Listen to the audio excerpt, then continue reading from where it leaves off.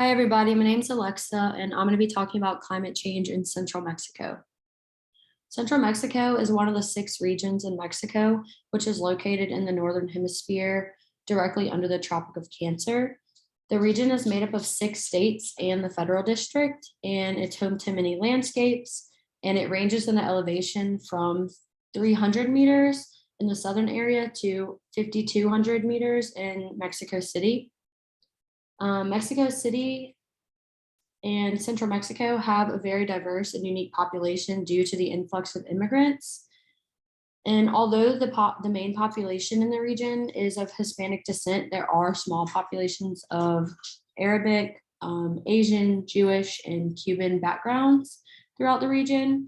Roman Catholicism is the main religious practice, and the region mostly speaks Spanish. Central Mexico is made up of 4 major climatic types, including temperate subhumid, which makes up 73% of the region. The temperatures in the region do not vary greatly from summer to winter, with a difference of only 10 degrees Fahrenheit.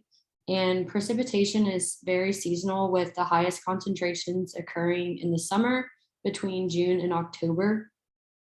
And in recent years, the region has faced many natural disasters, including floods and hurricanes. Some of the future predictions for climate are a rise in temperature by 2.8 degrees Celsius, and precipitation is expected to decrease by 10% from 2020 to 2070. Sea surface temperatures are expected to rise between 1 and 1.5 degrees Celsius by 2070, along with an increase in sea level rise. And there's expected to be an increase in hurricane frequency and strength as a result of warmer waters in the Gulf of Mexico.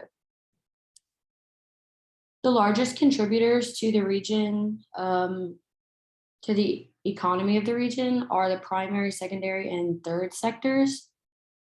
Puebla has expanded its automobile industry by adding 10 new brands to its production, making it one of the largest exporters of cars in the world.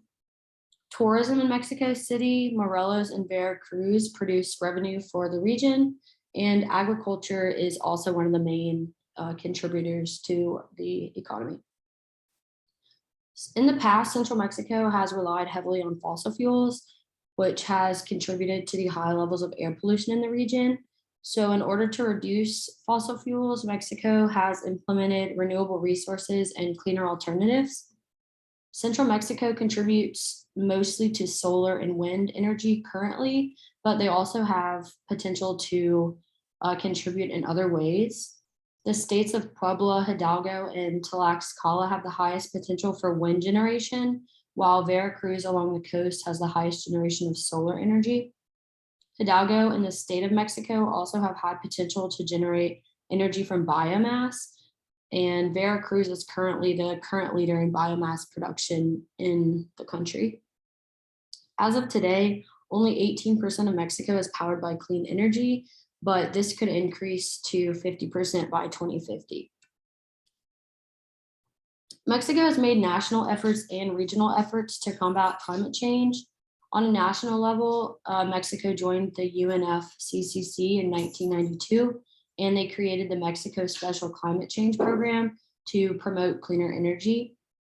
Mexico also implemented energy saving programs and renewable energy programs to reduce consumption of energy.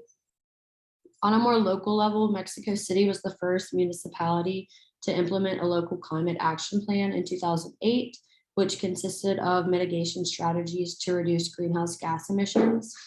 And to reduce air pollution in Mexico City, they implemented a driving restriction known as the Hoy No Circula, which restricts the number of cars that can be on a road at a time based on their license plate. So some of the ecosystems that are mostly impacted by climate change are the temperate forest, the semi-arid shrublands, and wetlands. The temperate forests in the region have been heavily deforested due to an increase in population and a change in land use. The state of Tlaxcala has the highest deforestation rate in the country, where 40% of what was once forest has been changed to be used for agriculture. With increases in temperature and decreases in rainfall predicted for the future, the forest will face many impacts, including a loss of biodiversity, soil erosion, and water stress in vegetation. And one of the main species that's suffering from climate change are salamanders that currently live in the Trans-Mexican Volcanic Belt in the Sierra Madre Oriental, but are expected to lose up to 75% of their habitat by 2050.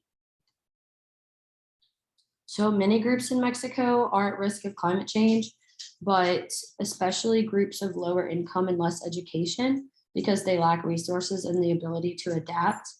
The people of Mexico City are also at risk due to high potential for flooding and the heat island effect.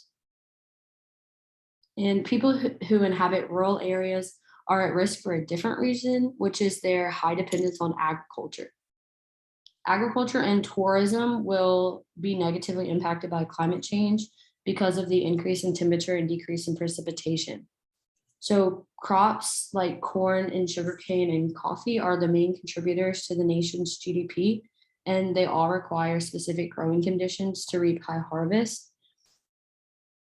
And tourism is also going to decline by 25% along the coast due to sea level rise and more extreme weather events. Along with these people that I just discussed, people who rely heavily on their natural surroundings are also going to be at risk to climate change as these changes are impacting the resources available. So Central Mexico is very culturally and naturally diverse, and the current future predictions are an increase in temperature, a decrease in precipitation, and an increase in severe weather events. But luckily, the region is trying to reduce climate impacts by joining existing international programs and implementing new programs on a localized scale. And these are my sources. Thank you all for listening.